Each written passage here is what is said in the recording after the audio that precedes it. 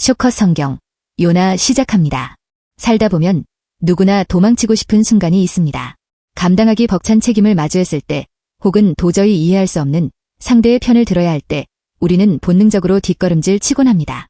요나서는 우리들의 나약하고 고집스러운 모습을 거울처럼 비춰주는 요나라는 인물에 대한 이야기입니다. 요나서는 총 4장으로 구성된 짧은 분량이며 대칭적 구조로 되어 있습니다. 1, 2장은 첫 번째 부르심과 도망에 대한 내용이며 3, 4장은 두 번째 부르심과 순종에 대한 이야기입니다. 요나는 하나님의 예언자였습니다. 어느 날 그에게 떨어진 명령은 가혹했습니다. 당시 이스라엘을 괴롭히던 잔인한 강대국 아시리아의 수도 니느웨로 가서 회개를 선포하라는 것이었습니다. 요나 입장에서 니느웨는 망해야 마땅한 원수의 나라였습니다. 그들이 회개해서 용서받으면 어떡하지라는 뒤틀린 애국심과 두려움이 그를 사로잡았습니다. 결국 요나는 하나님을 피해 정반대 방향인 다시스로 가는 배에 몸을 싣습니다. 순종 대신 도망을 선택한 것입니다. 하지만 인생이 우리 뜻대로 흘러가지 않듯 요나의 도피 행로에도 거센 풍랑이 몰아칩니다. 바다는 성이 났고 배에 탄 사람들은 공포에 질렸습니다. 정작 이 소동의 원인 제공자인 요나는 배 미층에서 깊은 잠에 빠져 있었습니다. 제비뽑기를 통해 범인으로 지목된 요나는 결국 고백합니다. 나를 바다에 던지시오. 그러면 바다가 잔잔해질 것이오.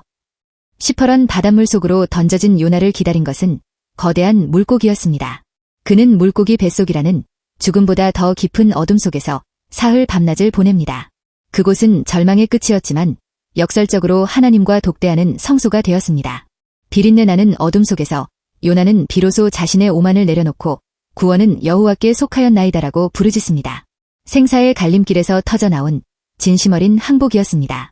물고기가 요나를 육지에 토해내자 그는 다시 니느웨로 향합니다. 이번엔 발걸음은 옮겼지만 마음은 여전히 삐딱했습니다.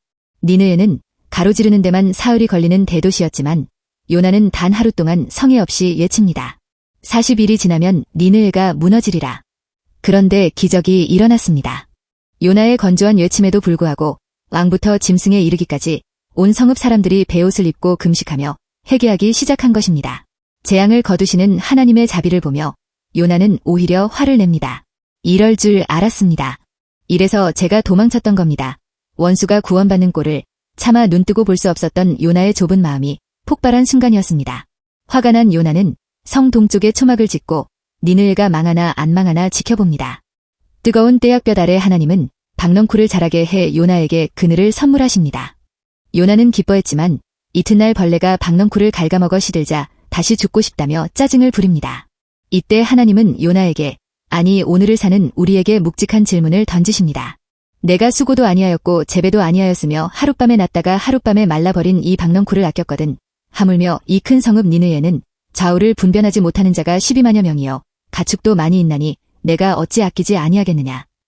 요나서는 요나의 대답이 아닌 하나님의 질문으로 끝을 맺습니다. 이는 독자인 우리에게 던지는 여운입니다. 우리는 종종 나만의 기준을 세우고 타인을 정죄하며 내가 싫어하는 사람은 하나님의 사랑조차 받지 못하기를 은근히 바랍니다. 하지만 요나서는 우리가 물고기 뱃속 같은 고난을 통과할 때 우리를 포기하지 않으셨던 그 사랑이 우리가 미워하는 저 사람에게도 똑같이 흐르고 있다는 사실을 말해줍니다. 오늘 하루 내 마음을 찌르는 니느웨 같은 상황이나 사람이 있다면 박넝쿨 그늘에서 투덜대던 요나 모습에서 나를 발견해보기 바랍니다. 그리고 그 너머에서 나에게는 이들도 소중하다라고 속삭이시는 하나님의 크신 사랑을 떠올려 보시기 바랍니다. 여기까지 요나 요약본이었습니다. 이 내용이 좋았다면 좋아요, 댓글, 구독 부탁드려요.